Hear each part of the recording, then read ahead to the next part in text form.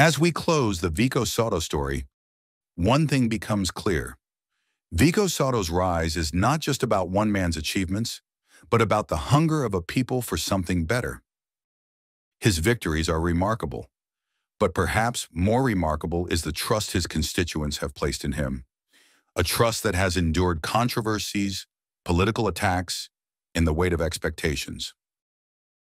Whether his future remains in Pasig or one day expands to the national stage, his story is still being written. But in these 10 episodes, we have seen the making of a leader.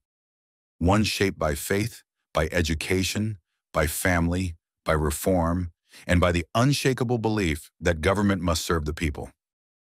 In the end, Vico Soto's legacy may not only be in the policies he implements or the battles he wins, but in the way he has reminded Filipinos that integrity and leadership is still possible.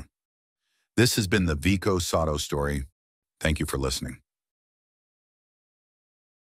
Nasa kultura na rin natin siya. Ayun nga, di ba, magmamaneho ka, pinara ka ng traffic enforcer, una mo may isip, mag-abot na lang.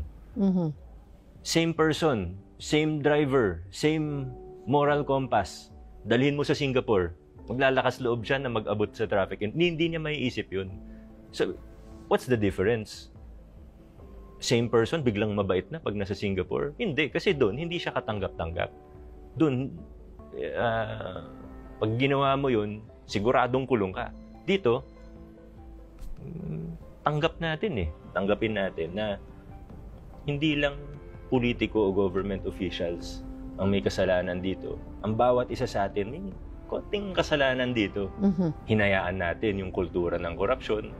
Nagbigay tayo sa traffic enforcer nung pinara tayo, imbis na bayaran na lang yung ticket.